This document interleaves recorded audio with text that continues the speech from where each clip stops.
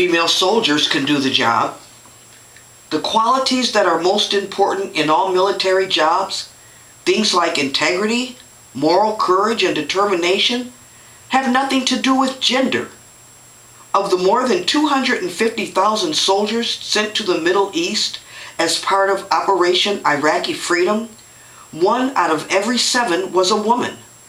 The Second Persian Gulf War saw the largest deployment of women to a combat theater in U.S. history. Currently, women make up almost 14% of all volunteer U.S. Armed Forces, a third more than at the time of the Gulf War. More than 40,000 women served in the war in 1991, and their excellent performance opened up new roles for women in the military. In 1994, the risk rule, which had banned women from serving in units at risk for contact with the enemy or capture, was lifted. Although women were allowed to serve in combat roles by the Second Gulf War, they were still barred from units whose primary assignment was direct ground combat.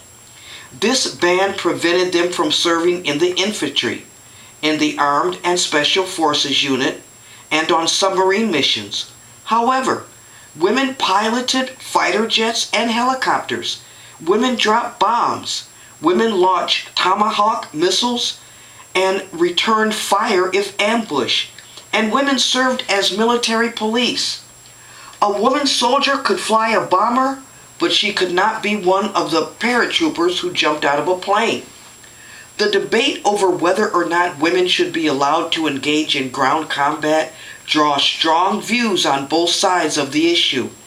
Some people, like Elaine Donnelly, president of the Center for Military Readiness, believe that ground combat soldiers must be fit and strong, and that men are naturally stronger than women because of their larger size and greater upper body strength.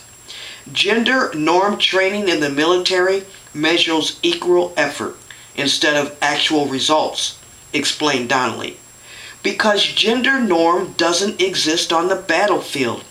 She claims that a soldier's lack of strength could endanger her unit during warfare.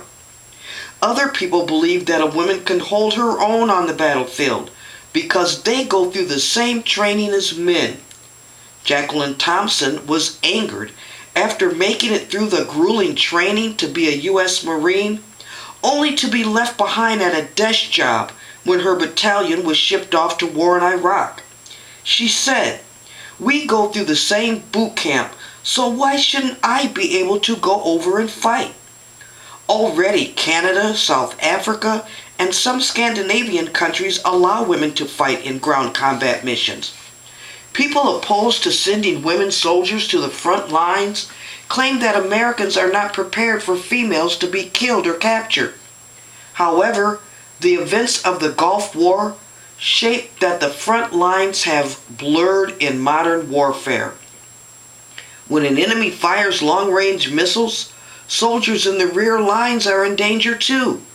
Often enemy fire is aimed at strategic targets such as supply areas and communication centers where women soldiers are frequently stationed.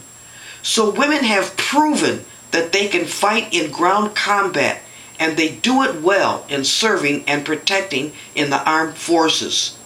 So the next time you hear your young daughter or any young female say, "I can't do it because I'm a girl," or "I can't do it because I'm a female," play this video for them and remind them that this great country of ours is free because of the contributions of young women just like them.